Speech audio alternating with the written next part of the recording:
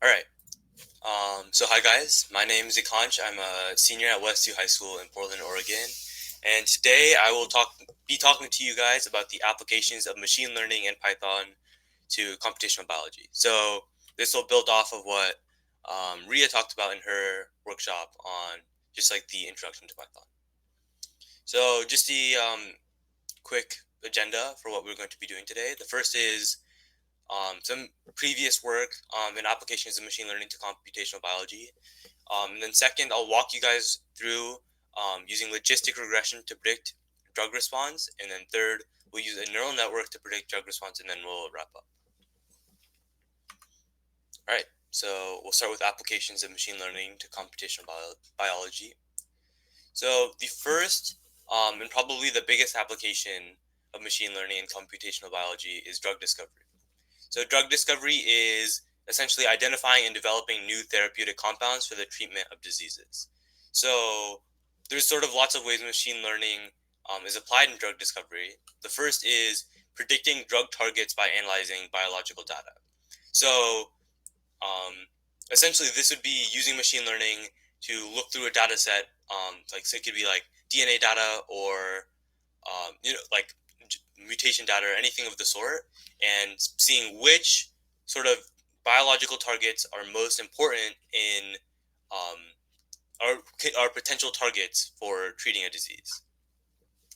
The second is predicting the biological activity of chemical compounds and generating novel chemical structures. So, um, drug one part of drug discovery is sort of developing new drugs. So that's the second part here, generating novel chemical structures. So this is through generative GAN networks, and essentially they predict new chemical structures that have a potential to work as treatments for different diseases. And then the second part of it is predicting if those novel chemical structures will have any biological activity. And then third, sort of building off of the second, is predicting the binding affinity between drug candidates and target proteins. So essentially, the goal of any drug is to target a specific protein. So for like one drug here, to target this protein, which is demonstrated by my hand, um, this protein needs to sort of fit into or this drug needs to fit into the protein. Um, in like the ability of this drug to fit into the protein is called the binding affinity. So, machine learning is often used to predict if a drug and a protein are like compatible. A second application of machine learning is biological image analysis, which is using computational techniques to extract meaningful information from biological images.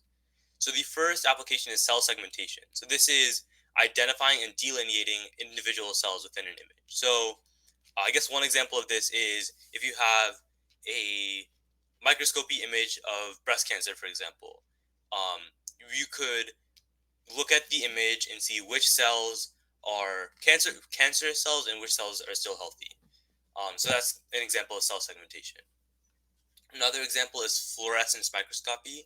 So this is analyzing images obtained through fluorescence microscopy to study localization and expression levels of proteins, DNA, etc. So fluorescence microscopy is essentially you tag cells or proteins or DNA with fluorescent markers. So those are markers or like antibodies that um, emit light under a microscope. And from this, you can see the expression level of a certain specific protein or specific gene, etc. So machine learning is often used to analyze these images. And third, we have neuroimaging. So this is analyzing images of the brain to study brain structure, connectivity, and function. Um, yeah. So then the third application of machine learning and something that we'll sort of dip our toes into today is personalized medicine. So personalized medicine is an approach to medical treatment that takes individual differences between patients' genes, environment, and lifestyle into account. And you'll maybe recognize some of this from Dr. Snyder's keynote speech today. His lab is very focused on personalized medicine through their wearable technologies um, and sort of like the apps that allow patients to monitor their health.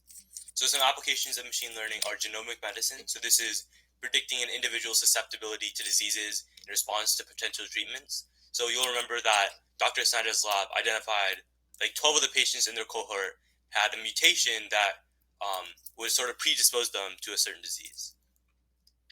And they use machine learning to do that analysis. The second is disease classification. So this would be classifying patients into subgroups, enabling more accurate disease diagnosis and prognosis. So maybe you'll remember the sort of age classification or glucotype classification that Dr. Snyder's lab did. And these classifications and subgroups would allow doctors to provide more specific treatment to um, patients based on sort of the subgroups that they're in. Then the third application of personalized medicine is remote patient monitoring. So this is using wearable devices to monitor patient health in real time or predict deviations from baseline health problems. And I think you'll recognize this as the crux of Dr. Snyder's wearable device work. Sort of like you'll remember, like he was able to predict um, if like a patient had COVID based off their wearable device data with a median of 4 days in advance. So these are three big applications of machine learning in computational biology, but there's hundreds more. Machine learning in computational biology is a very big field, and there's room to do almost anything. So are there any questions up until now? No. Okay. So we'll continue into the walkthrough now. So we'll start with using a logistic regression model to predict drug response.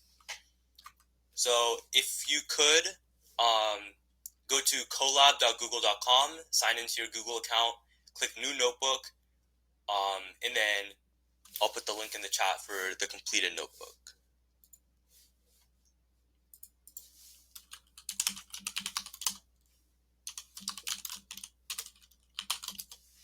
Okay, so we'll make the new notebook now. So we'll go to collab.google, and then just click New Notebook.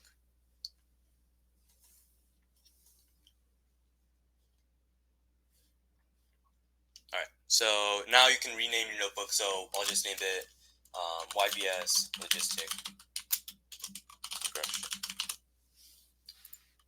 Yeah, just to repeat, the website you want to go to is. Oh, can you see my Google?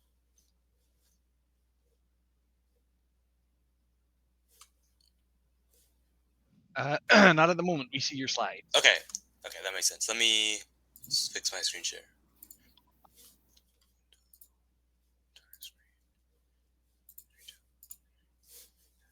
Okay, now can you see Google? Yes, we can. Okay, so yeah, so we'll go to collab.google, and then from here you just want to click New Notebook.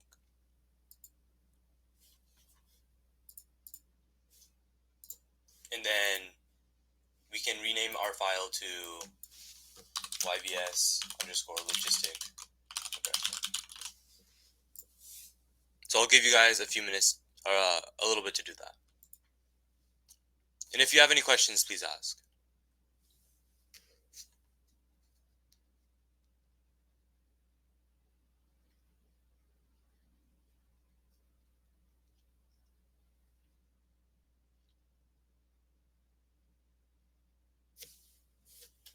All right. So the next step is to import the data set into your notebook. So you can find the data set at the link on the screen, bit.ly/YBS data. I'll put the link in the chat. So once you go to that link,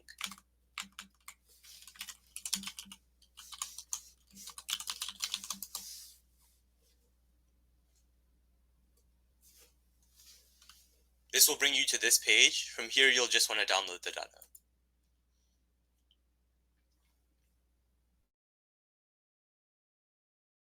All right, and it's a decently big file, so the preview may not show up. But we can see the download has completed, so we'll go to the next step. Next we'll go back to the Colab notebook, click on the file folder icon on the left side of the screen, click on the upload icon and upload the TSV file you just downloaded. So we'll go back to the Colab notebook, and then you'll want to click on this file folder right here, and then click on this upload button right here. And then from here, we'll go to downloads, and you'll want to upload the YBS underscore drug underscore data.tsv file. And just click OK. So it'll take some time to upload. So in the meantime, I'll tell you about the data. So the data set you just uploaded into your Colab notebook is an RNA-seq drug response data set for breast cancer patients treated with paclitaxel, which is a chemotherapy drug. So this data set contains data for 7,000 genes in 294 patients. 147 of these patients responded to the treatment, and 147 patients did not respond to the treatment. And the response is indicated by the TX response column. It's on the right-hand side of the data set. And if there's a 1, that means the patient responded. And if there's a 0, the patient did not respond.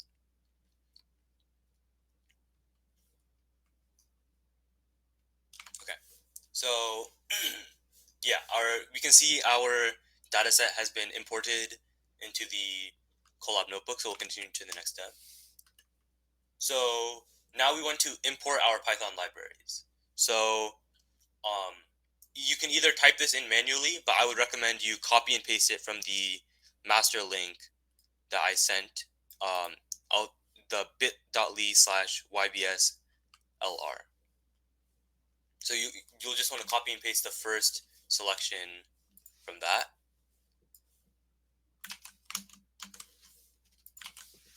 So we can see that here, and you'll just want to click run. So what this does is it imported all of the packages and libraries that we'll need to create the logistic regression model. Yeah, I can show one more time. So to upload the data to the new notebook, you'll first want to download it from the link in the chat, and then go to the file folder here on the left-hand side of the screen, and then click upload, and then you'll want to double-click on this, on the file you downloaded.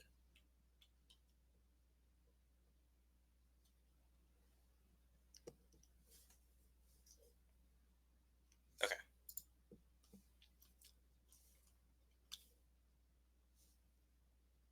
All right, we'll continue to the next step now. So once you've imported the Python libraries, or can we get a thumbs up in the chat if you're ready to move on?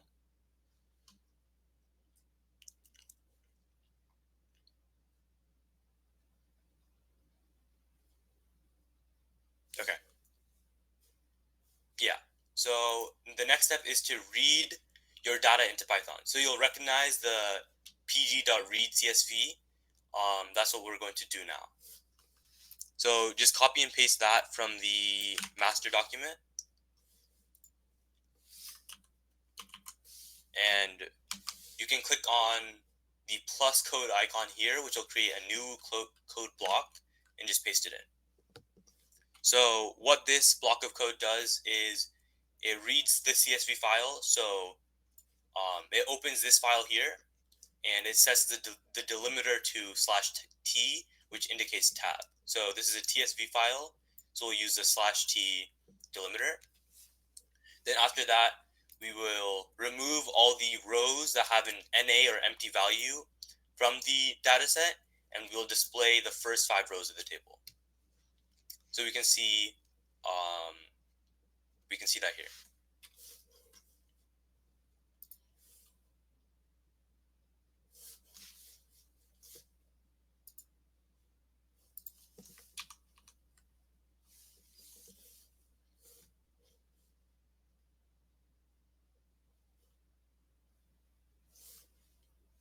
All right. Once you've done that, the next step is to split the data into the inputs and the outputs.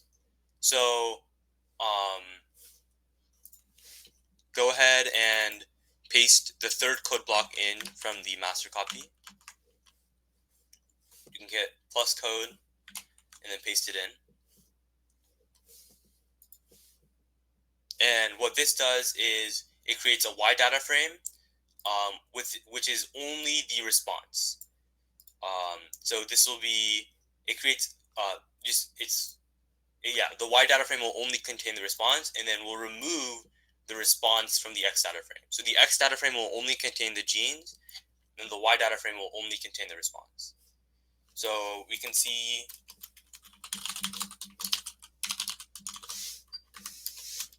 what both of these data frames look like now.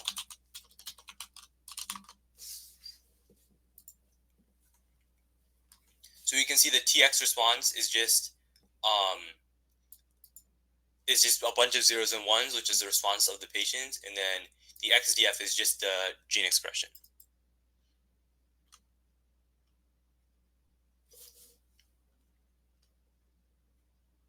Okay, so once you split the data,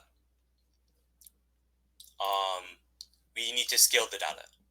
So what we can see here is the data has a super wide range. We can see as high as 15, as low as as low as 4.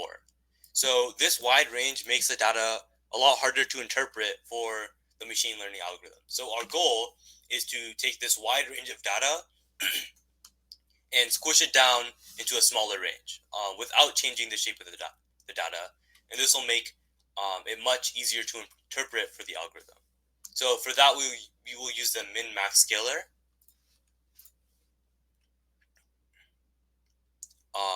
So yeah, copy paste the data or that block of code from the master file, and then hit run.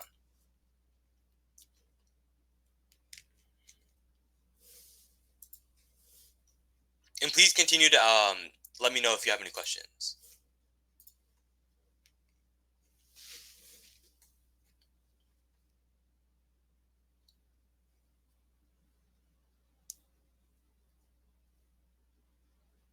Okay, so we can see now, before in the AGR2 gene, we had a high value of 15 and a low value of 6.2.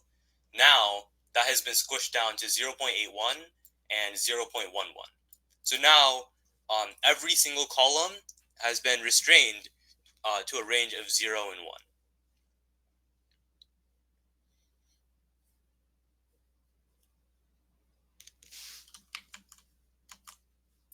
So the next step is to do feature selection.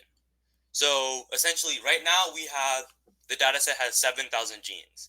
But the thing is, not all 7,000 genes are necessarily important. There's a lot of genes that are not going to be related to the drug response. So what we want to do is we want to pick the 200 best genes, and this will reduce noise for the machine learning algorithm when we try to train the dataset. So go ahead and copy paste the code from the master file, and then paste that in. So we'll go line by line here.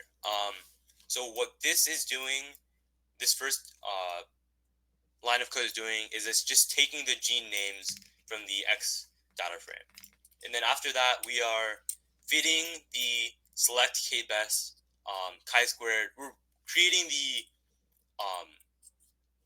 like our sort of algorithm for selecting the top 200 genes. So that's what we're doing here, and we're fitting the algorithm to the X data frame and the Y data frame. Then after that, this is just sort of technical stuff. And then here we are creating a new pandas data frame that has the names of each gene and the score. So in chi-square, the higher the score, the better the gene is.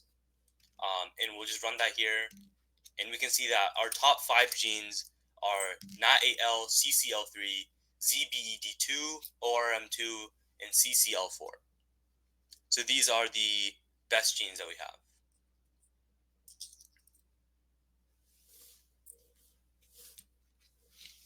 All right, the next step is we can visualize the chi-square scores. So paste in this code.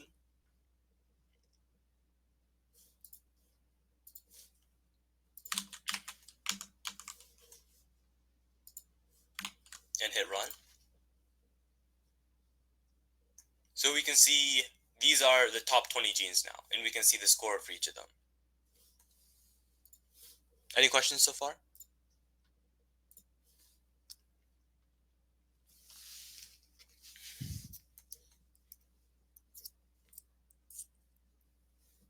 Okay, just put a thumbs up in the chat if you're ready to continue.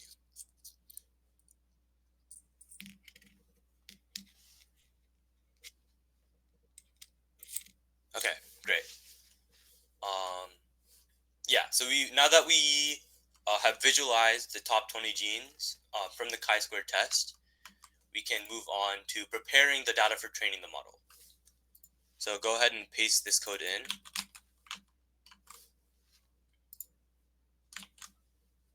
So what we're doing here is we are now selecting the top 200 genes from our chi-squared score data frame, which we created over here. And then we are redefining the X data frame to only contain those top 200 genes. So we're getting rid of the other 6,800 genes and just keeping the top 200 genes out of the 7,000. And then finally, we are splitting the data set into a training data set and a testing data set. So we're using a test size of 0.2%.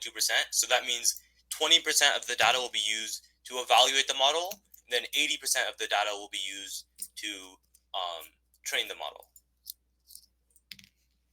So once that runs, we'll continue to the next step, which is creating the model. So as I said, we'll use the logistic regression algorithm. So we can sort of see a visualization of how logistic regression works. It creates an S-shaped or logistic curve to split the data into two classes based on the input data.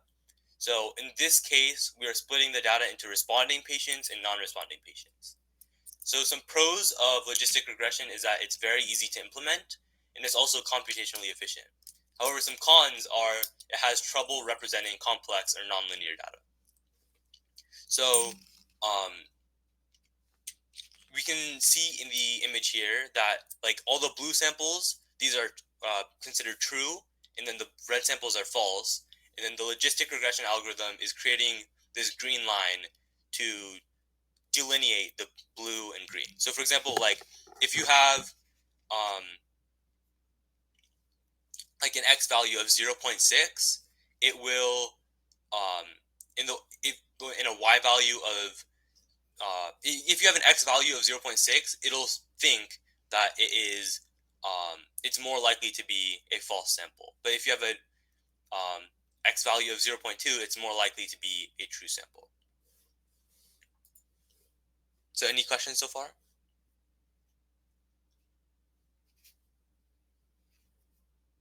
Okay, we'll paste in this code now.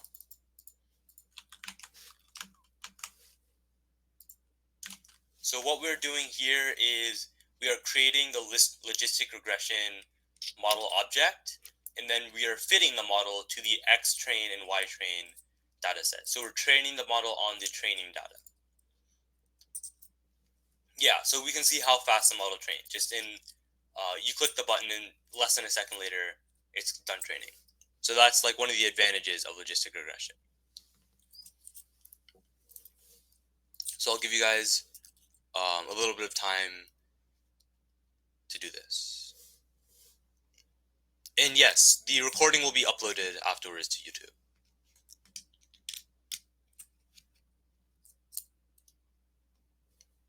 Just put a thumbs up in the chat once you're ready to continue.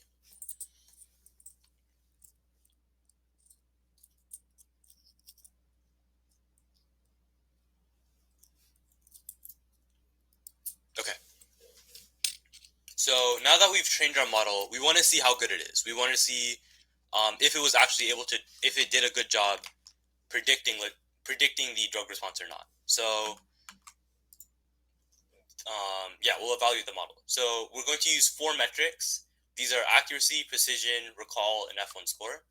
So I'll talk about these a little bit in a second, but we'll just run this code, and we can see we have an accuracy of 0.915, so 91.5%, a precision score of 0.865, a recall of 1.000, so 100%, and an F1 score of 0.928. So now I'll talk about these metrics a little bit. Accuracy is pretty straightforward. It is how good the model is at avoiding false positives and false negatives. So how often is the model able to accurately predict the drug response? Then precision is a little more specific. It's how good is a model at avoiding false positive prediction. So a false positive in this case is when the model is predicting that the patient will respond to the therapy, but in reality, the patient is not responding. So that would be a false positive. The recall is how good a model is at avoiding false negative predictions. So that would be when the model is predicting that the patient won't respond to the treatment, but they actually will respond to the treatment in reality. And then finally, the F1 score is an alternative metric for accuracy, and it's just calculated as the harmonic mean of the precision and the recall.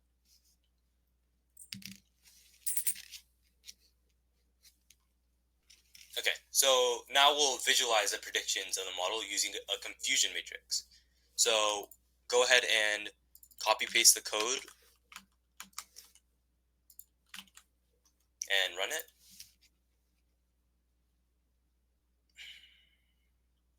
Okay, so here we can see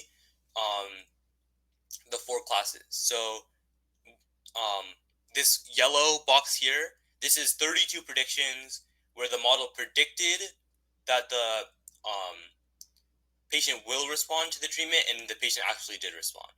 And then we have 22 instances where the model predicted that the patient wouldn't respond and they actually didn't respond. And then we have 5 cases where the model predicted that the patient would respond and in reality they didn't respond. So these are the false positive cases, which is why we see the 0.865 in the precision. And then we have 0 cases where the model predicted that the patient won't respond, and in reality, they did respond. So that's why we see a recall of 1.000 for the false negative score. So yeah, overall, we had an accuracy of 91.5%, which is pretty good, and a recall of 1.000. So that means that this model is very good at avoiding false negative predictions. Any questions so far?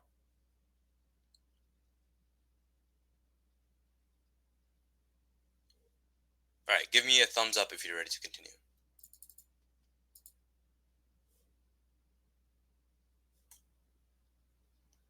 All right, great. So now we'll continue to the neural network algorithm. So for this, you'll want to create a new notebook. So again, we'll go back to collab.google.com.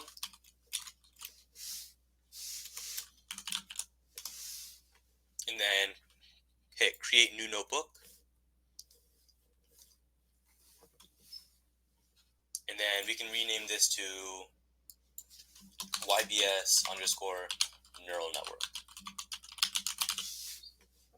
So we'll want to go through the same process of uploading our data. So we can go to the YBS data link, click the download icon in the top right. So that's here.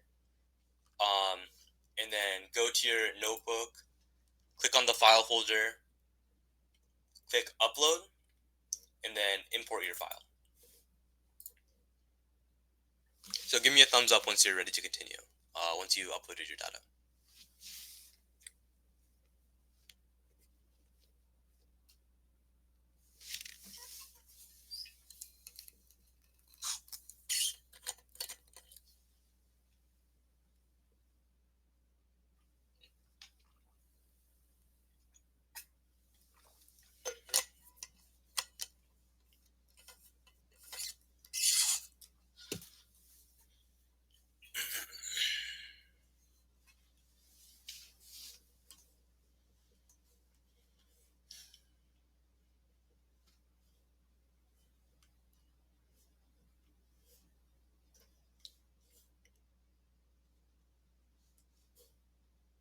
Any questions?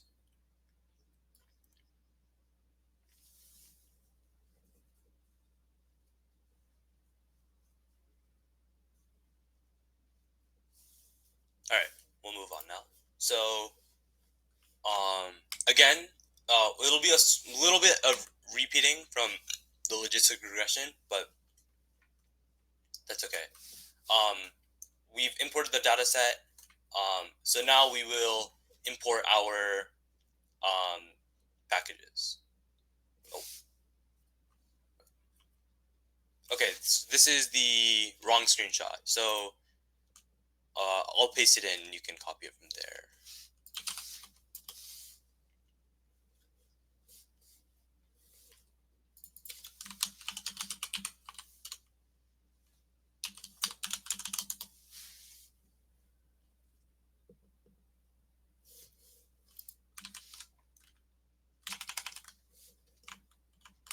Okay, so here are the packages that we'll use.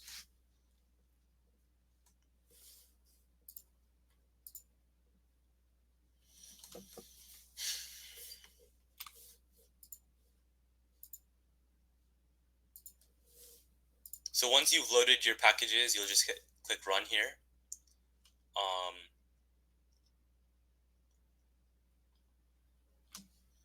And then the next step, just like last time, will be to load in your data. So just paste in that code block. So just to repeat, the pd.read CSV is going to take this file and then store it in this df variable. And then after that, we're going to drop all the rows that have an NA value and then display the first 5 rows of the table. So it looks the same as last time. We have 7,000 genes, and then at the very end, we have one column with the response of the patients. So once you've loaded in your data, we'll want to split the data into the X and Y outputs again, or X and Y data frames. So paste that code in and click run. So what this is doing is we're creating a new variable called YDF, which is only containing the response. We're taking out the TX response column and putting that into this data frame. And then we're removing the TX data frame, the response column from the data frame, and storing that as the XDF variable. So we can see what both of these look like.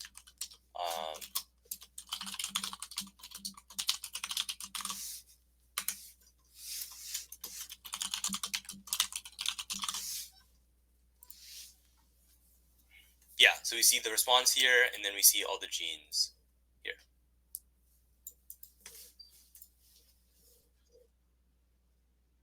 Yeah, so the link for the new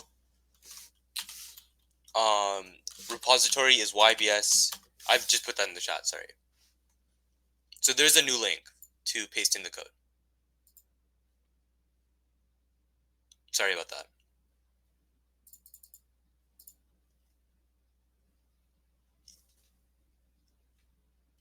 I'll give you guys a minute to catch up. Just give me a thumbs up once you're ready to continue.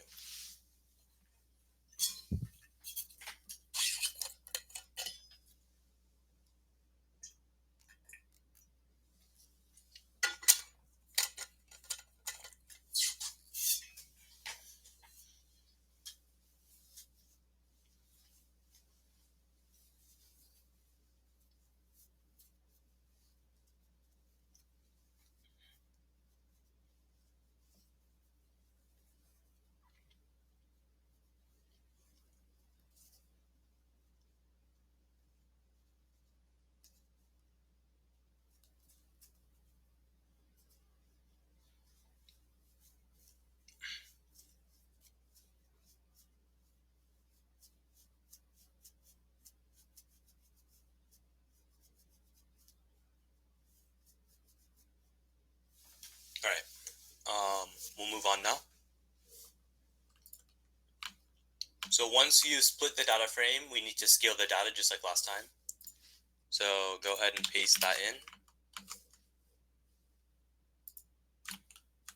So what this is doing is we're creating the scalar object using the min-max scaling algorithm, and then we are fitting the scalar to the X data frame and just transforming the data set. And then you can see the first 5 rows here. Excuse me.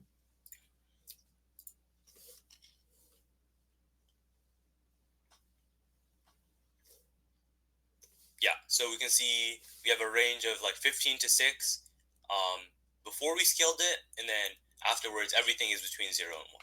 So I'll quickly talk about how the min-max scaling algorithm works.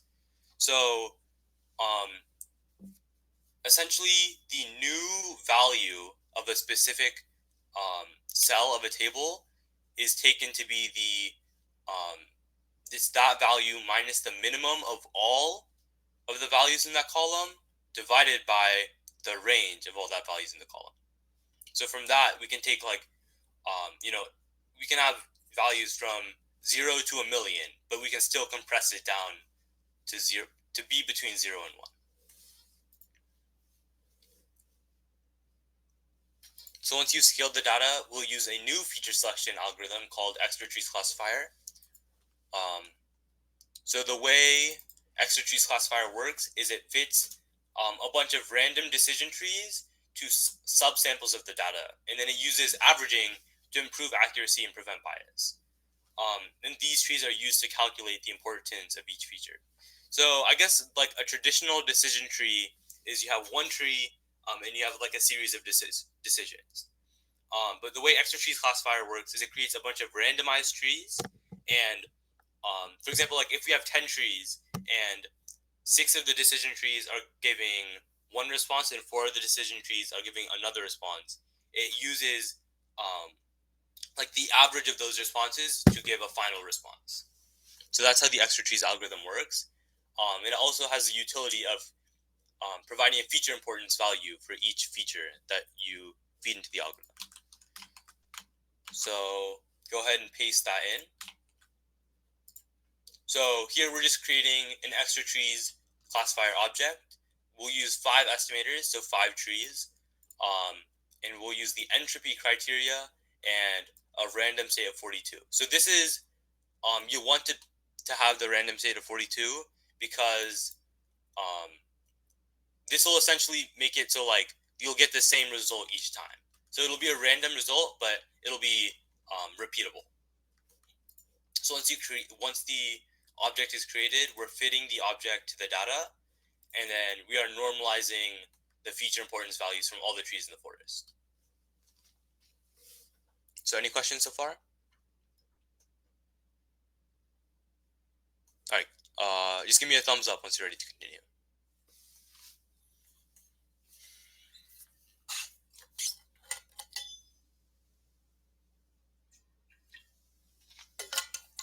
Okay, great. So after you've created the extra trees classifier, we will need to sort the extra trees data. So go ahead and copy paste this code, and then I'll walk us through it.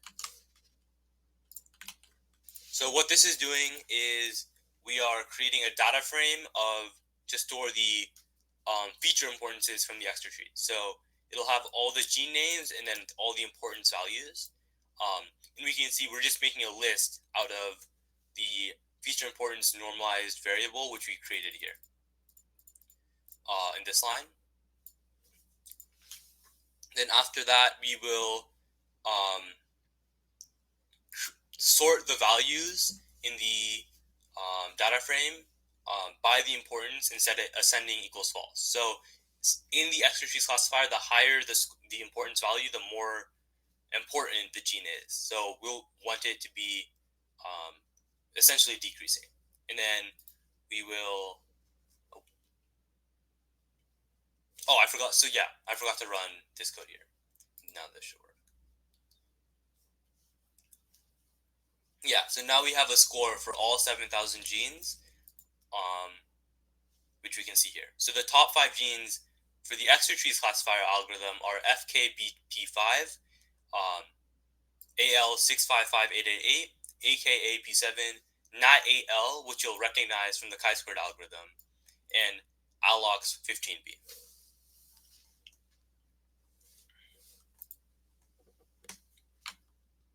So next, we will visualize the top 20 genes from the extra trees classifier. So go ahead and paste this code in.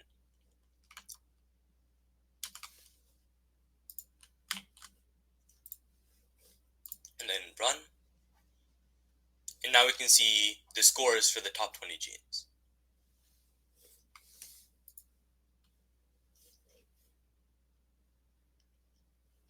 Any questions so far?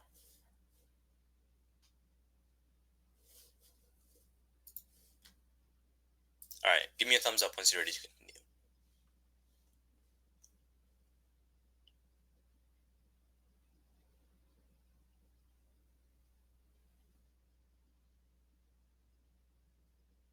Okay, great.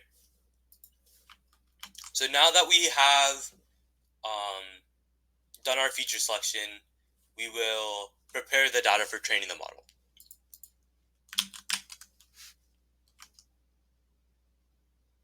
So go ahead and paste this code in. So here we're selecting the top 100 genes, and then redefining the X data frame to only contain the top 100 genes.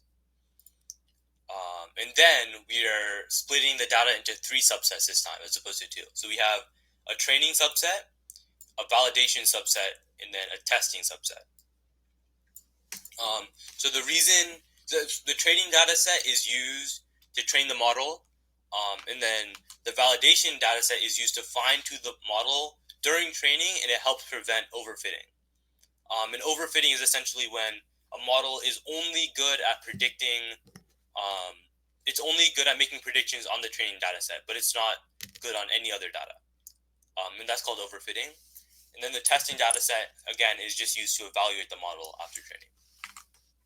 So here, 70% of the data is going to be used for training, and then 15% of the data is going to be used for validation and testing, respectively. So go ahead and run this.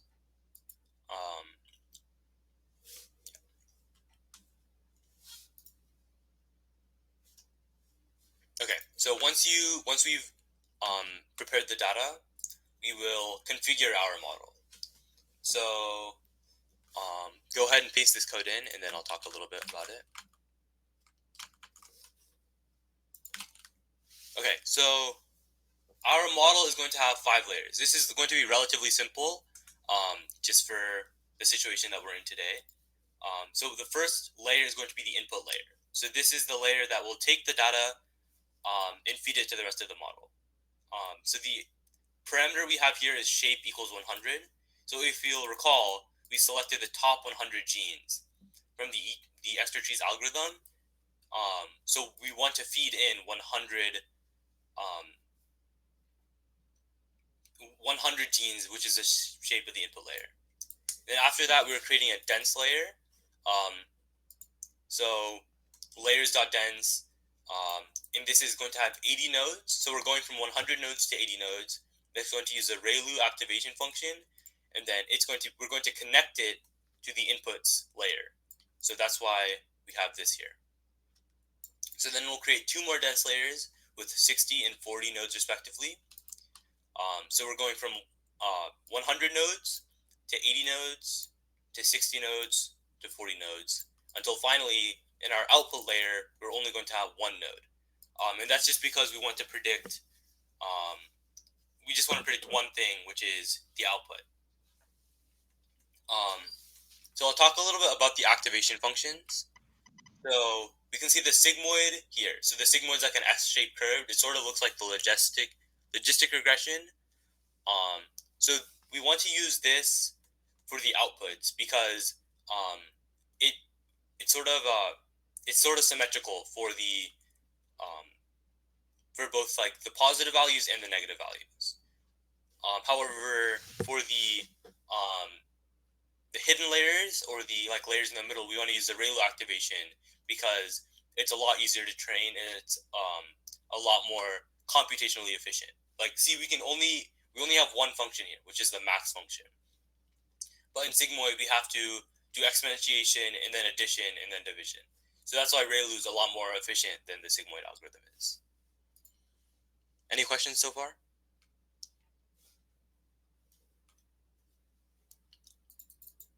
All right, give me a thumbs up if you're ready to move on.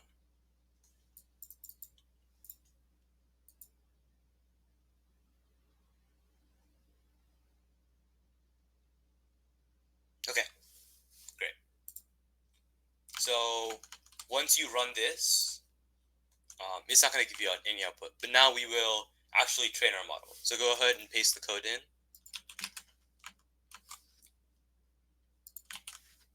So what we're doing here is we're creating the model object. So we're using the TensorFlow library to do this. And we're setting the inputs is the inputs layer, which we defined here. And then the output is the outputs layer, which we've defined here. So then after that, we're setting the optimizer. So we'll go back to the slide here. So the optimizer is what actually trains the model by adjusting the weights and biases. So you can see here we've set a learning rate of 0.005. So this is just like how fast is the model going to learn. Then after that, we are compiling the model. So this is just we are setting like our loss function is binary cross entropy, and we're going to use the accuracy metric to train the model. So the loss function basically just tells us how far the model is, or like how wrong the model is, how far off a prediction is. And we can see the binary cross entropy here. This is the binary cross entropy algorithm. So, like if the true label is 1, we can see that like once if the probability of a prediction is closer to 1, we have a lower loss value. But if the model is not confident about a prediction, we have a higher loss value.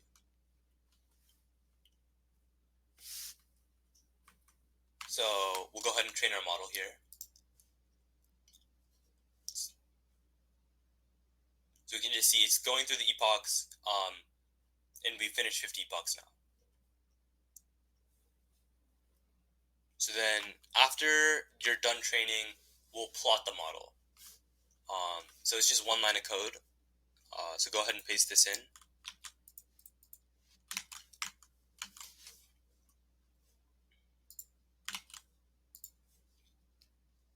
So this will show us the structure of our model. So we can see our input layer has a size of 100, and it's outputting 100 values.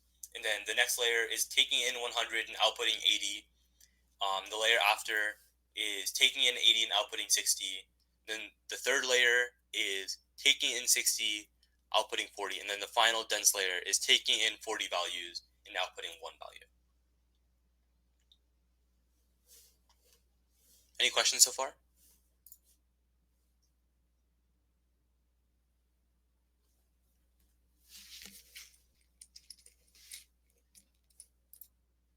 All right, so now we'll move on to evaluating the model.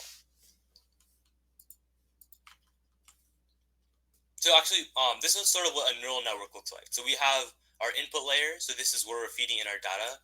Then we have a series of hidden layers and then an output layer. So in our case, we have 3 hidden layers and 1 output layer.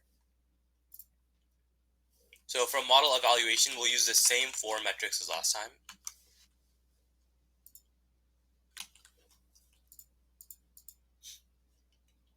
So we'll first evaluate the model on the training data, the testing data, and the validation data. So what we can see here is like the model is predicting on the training data with 100% accuracy. So like the model has seen this data before, and that's why it's so good at it. We can see the lowest loss value as well.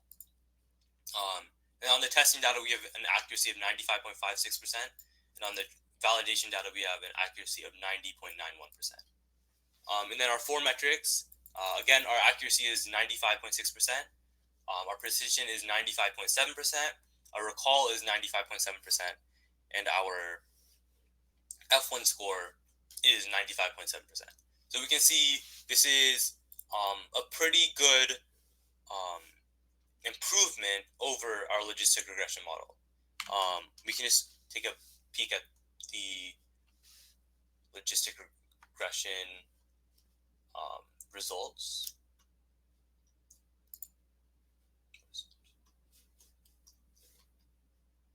Yeah, so for logistic regression, we had an accuracy of only 91.5%, but now we have an accuracy of 95.6%. So we'll move on to visualizing the predictions. So go ahead and paste in the code for the confusion matrix. We can run this now. So we can see that we have 22 true positive predictions, 21 true negative predictions, and then one false negative prediction and one false positive prediction. So if you'll recall, we had 5 false positive predictions using the logistic regression model. Any questions so far?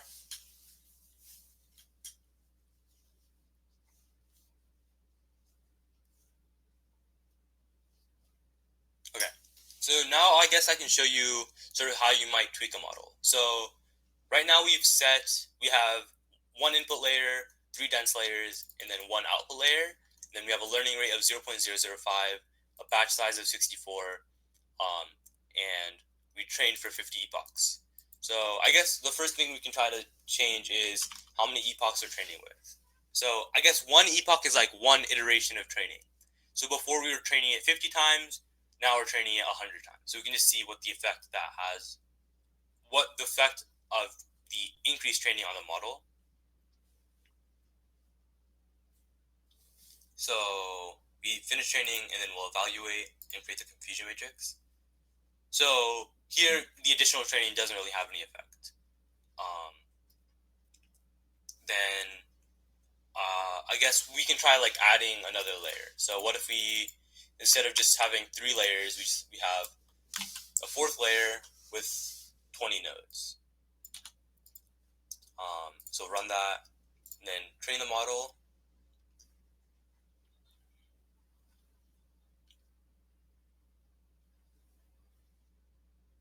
Okay, so we've done training, and we can evaluate and visualize the predictions. So again, yeah, like the model, like the additional layer didn't really have any effect. So there's like a lot of different things you can do to increase the accuracy of a model. So like one thing you can do is just like messing around with like the architecture of the model, the structure of the model. So maybe adding layers, getting rid of layers, and then like changing the learning rate has a very big effect. If your learning rate is too like high, the model will train too fast, and then you won't reach like the peak accuracy.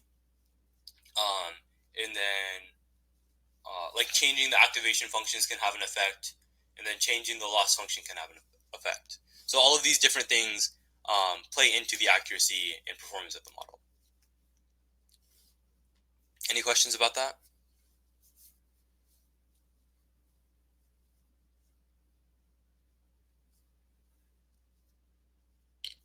All right, give me a thumbs up if you're ready to continue.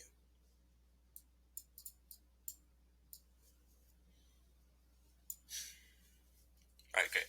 So that concludes our walkthrough. So we'll just wrap up now.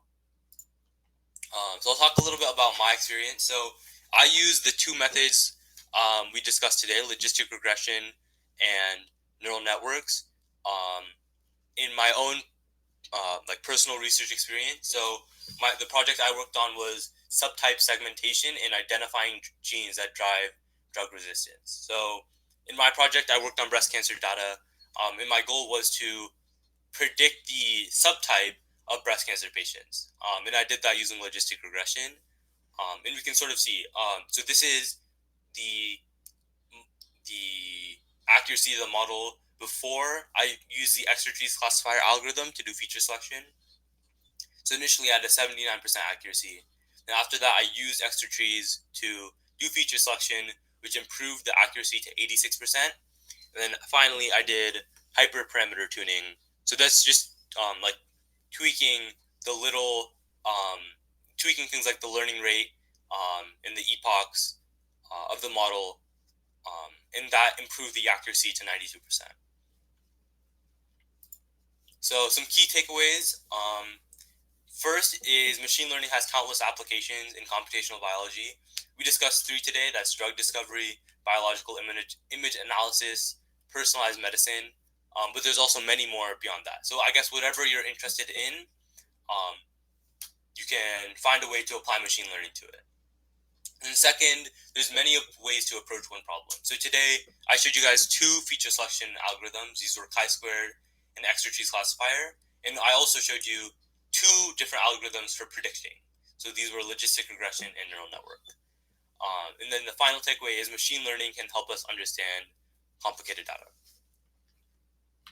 So that's it. And I'm happy to take any questions now.